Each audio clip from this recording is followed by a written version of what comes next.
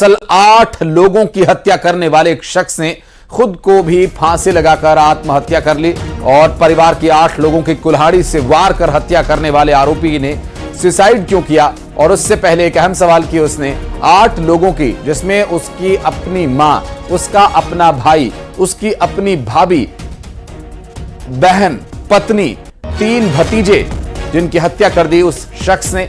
तामिया के बूदल कछार में इस वारदात को अंजाम दिया गया। 8 लोगों की हत्या का आरोपी जिसने खुद भी सुसाइड कर लिया।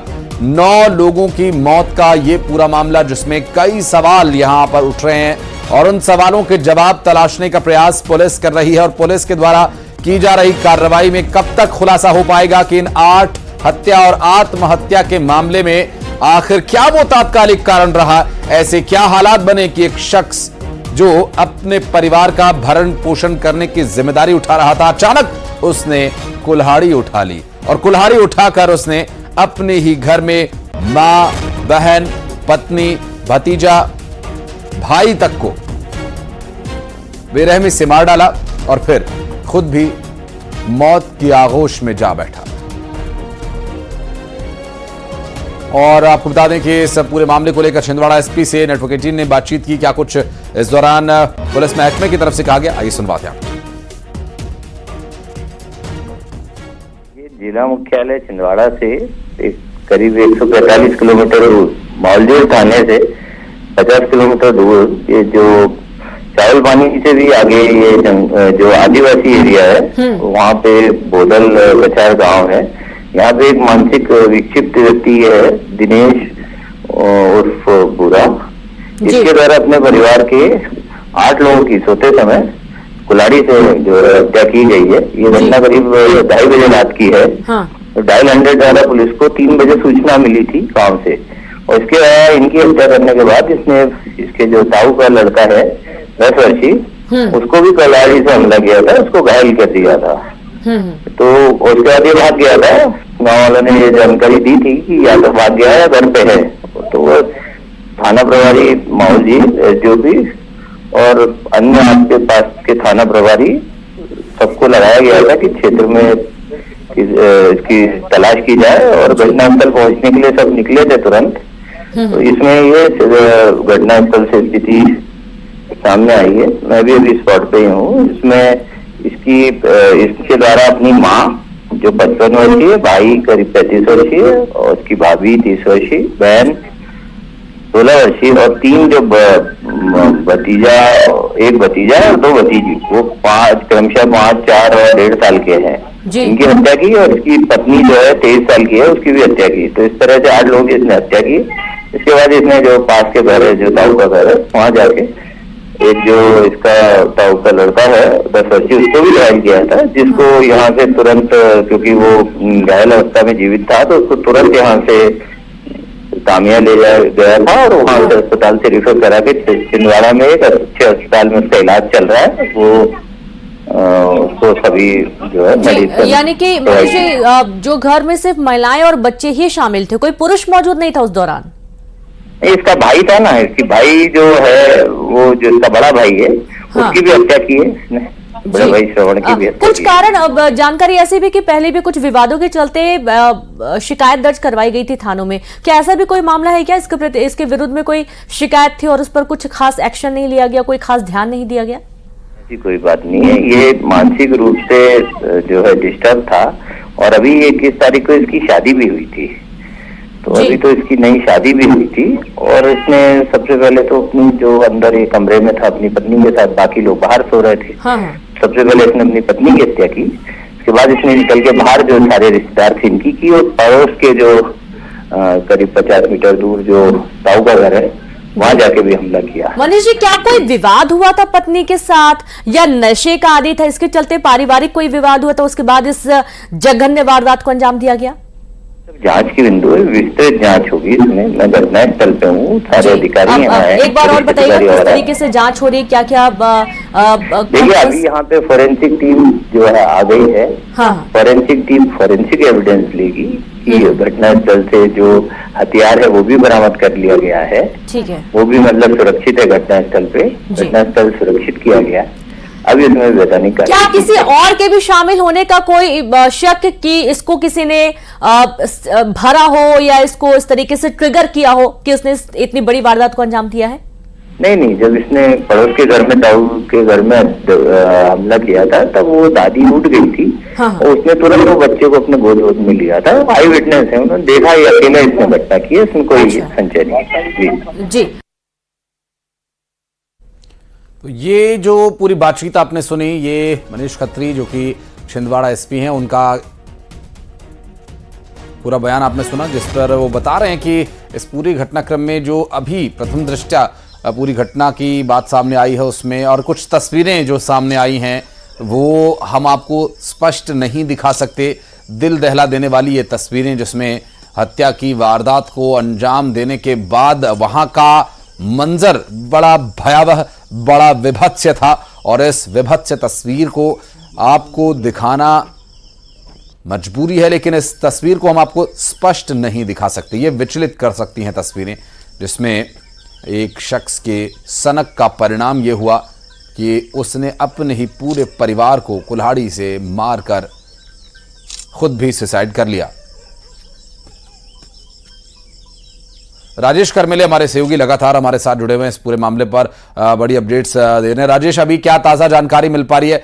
पुलिस के द्वारा कुछ बताया जा रहा है इस मामले में? कोई जांच आगे तक पहुंची? जी देखिए, पुलिस के अधिकारी अभी फिलहाल जांच पड़ताल में लगी हुई है, फॉरेंसिक टीम वहां पहुंची हुई है। पुलिस अधिकारियों का कहना है कि हर पहलू और हर बिंदुओं पर जांच की जाएगी। अभी किसी नतीजे पर पहुंचना संभव नहीं है जब तक कि एविडेंस जो है उनके बयान दर्ज न किए जाएं। इसके अलावा जो प्रत्यक्षदर्शी थे उनसे बातचीत पूरी पुख्ता तौर पर ना कर ली जाए। अभी फौरी तौर पर जो जानकारी है वो पुलिस दे रही है, तो जिसके अनुसार मानसिक हालत युवक की ठीक नहीं थी, जिसने पूरे परिवार और उसके आसपास के लोगों को मौत के घाट उतारा है। पुलिस के अधिकारी अलग अलग बिंदुओं पर जांच कर रहे हैं। जानकारी पुख्ता तौर पर तब दे पाएंगे जब वो किसी नतीजे पर पहुंचेंगे। अभी जांच शुरू है। जी। और राजेश, चूंकि अभी इस पूरे मामले में पुलिस के बड़े अधिकारी भी मौके पर पहुंचे हैं, कौन कौन अधिकारी मौके पर पुलिस डिपार्टमेंट के पहुंचे जिन्होंने इस पूरे मामले में जांच पड़ताल शुरू की हो या जो मौके पर पहुंचे हो? जानकारी जब लगी उस दौरान पुलिस अधीक्षक छिंदवाड़ा के मनीष खत्री वहां मौजूद थे। उसके अलावा अतिरिक्त पुलिस अधीक्षक वहां मौजूद है, उनका पूरा स्टाफ मौजूद है। आसपास के थाने का बल वहां बुलाया गया है क्योंकि बड़ी वारदात हुई है। गांव में दहशत का माहौल है। इसके अलावा आसपास के गांव के लोग वहां इकट्ठे हो गए हैं। किसी भी स्थिति अप्रिय ना बने, लोगों में आक्रोश ना फैले, इस तरीके की वारदात को ध्यान में रखते हुए पुलिस बल वहां लगाया गया है। गांव वालों को वहां घटना स्थल के आसपास प्रवेश करने की अनुमति भी नहीं दी जा रही है। पुलिस एहतियात के तौर पर पूरे कदम उठा रही है। इसके अलावा पुलिस के अन्य अधिकारी, खासतौर पर डीआईजी भी वहां मौके पर पहुंच रहे हैं। जी। घायल के बारे में कोई डिटेल मिल पाई हो? डॉक्टर्स की इस पर कोई अभी तक प्रतिक्रिया आई हो कि कब तक वो बात करने की स्थिति में होगा, जिससे कि पुलिस इस पूरे मामले में, चूंकि प्रत्यक्षदर्शी वो वहां पर मौजूद था, उससे बात हो पाएगी तो काफी चीजें स्पष्ट होंगी। बिल्कुल, देखिए सबसे महत्वपूर्ण जो एविडेंस है वो घायल बच्चा है, जिसकी बयानों का पुलिस को इंतजार है। पुलिस लगातार इस बात की कोशिश कर रही कि उसके बयान दर्ज किए जाए, लेकिन उसकी हालत अभी नाजुक है। उसकी हालत जब तक नहीं सुधर पाएगी तब तक वो बोलने की स्थिति में नहीं रहेगा। चिकित्सकों से जो बातचीत हुई है उनका कहना है कि कुल्हाड़ी का एक वार जो था वो उसके गले को छूकर निकला है, इस वजह से वो बोलने की हालत में नहीं है। ये जरूर कह रहे हैं चिकित्सा अधिकारी की 3 से 4 घंटे में वो हल्की सी रिकवरी जब होगी तब वो बोलने की हालत में रहेगा और उसके बाद उसे धीरे धीरे उससे बातचीत की जा सकेगी। जी। मारने वाले और मरने वालों में जो लोग थे, जिसमें उसकी बहन, उसकी पत्नी, उसके भाई, भतीजे, कितनी लगभग उनकी उम्र थी? और जो घायल बता रहे हैं आपकी अभी गंभीर हालत में, उसकी कितनी लगभग उम्र होगी?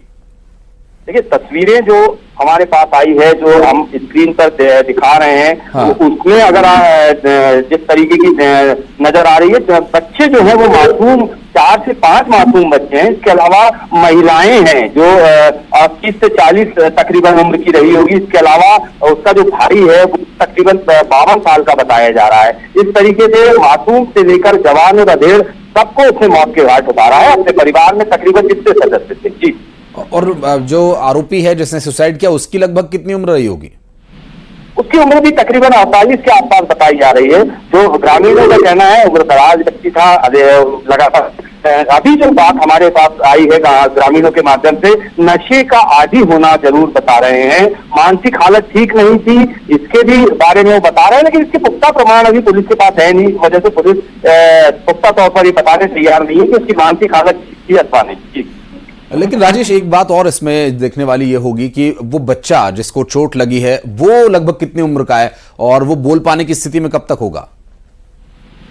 बिल्कुल, देखिए जो बच्चा है जिसको जो चोटिल हुआ है, जो जिसकी हालत गंभीर है कुल्हाड़ी के हमले से, वो 10 से 12 साल का बताया जा रहा है और उसका इंतजार है पुलिस को कि वो किसी तरीके से बातचीत करने की हालत में है और सारा मामला सामने है कि आखिर घटना के दौरान हुआ क्या था। पुलिस अभी जो बातचीत कर रही है वो आसपास के लोगों से बातचीत कर रही है, क्योंकि घटना स्थल पर अचानक जो मौका वारदात थी उस दौरान कोई था नहीं, लेकिन पुलिस का ये मानना है कि आसपास के लोग आवाज सुनकर जरूर पहुंचे होंगे और इस आधार पर उनके बयान लिए जा रहे हैं। घर थोड़े दूर दूर है, बोधल कछार का आदिवासी इलाका है, घर के दूर होने की वजह से जो आसपास के ग्रामीण थे थोड़े देरी से पहुंचे थे, इस वजह से पूरे पुख्ता तौर पर वो बताने की हालत में है नहीं। फौरी तौर पर जो जानकारी दी जा रही है पुलिस को, उस आधार पर पुलिस बातचीत कर रही है। जी, और जो अभी आरोपी ने फांसी लगाई वो घर के आसपास ही था क्या?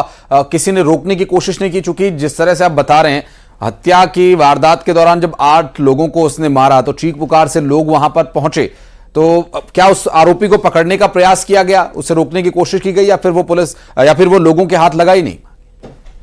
बिल्कुल, देखिए जिस दौरान उसके सर पे खून समा था और उसने ताबड़तोड़ हमले शुरू किए, एक के बाद एक, हाथ में कुल्हाड़ी लिए वो था, ग्रामीण कुछ जरूर पहुंचे थे। कुछ ग्रामीणों का कहना है कि पहुंचने के बाद जब उसने देखा कि वो हिंसक में है और काफी आक्रामक स्थिति में, इस वजह से किसी ने उसे रोकना उचित नहीं समझा। कुछ दूरी तक जरूर कुछ ग्रामीण दौड़े थे, लेकिन उसके बाद अंधेरा था, वो उधल हो गया और वो कहाँ गया ग्रामीणों को पता नहीं। बाद में पता चला कि उसने बांस के पेड़ में जाकर फांसी लगा दी है। जी, और ये देखने वाले कौन लोग थे? ये आसपास के लोग थे या पुलिस ने जगह को तलाशा जहां पर उसने सुसाइड किया था?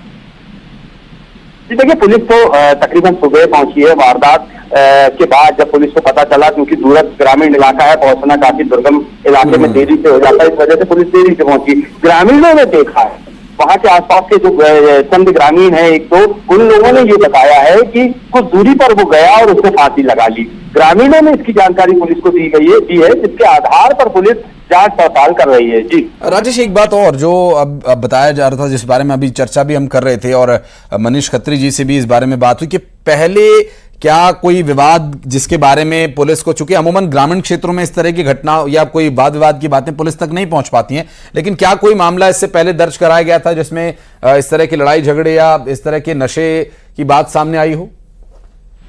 देखिए, अभी तक जो पुलिस का कहना है, इस तरीके की कोई मामला सामने आया नहीं है। गांव वालों का भी कहना है कि परिवार में विवाद जरूर होता था, लेकिन क्योंकि दूर ग्रामीण इलाका है, माहौल थाना थोड़ी दूर पे है। आमतौर पर ग्रामीण इलाके जो आदिवासी इलाके हैं उसमें लोग थाना पहुंचना उचित नहीं समझते।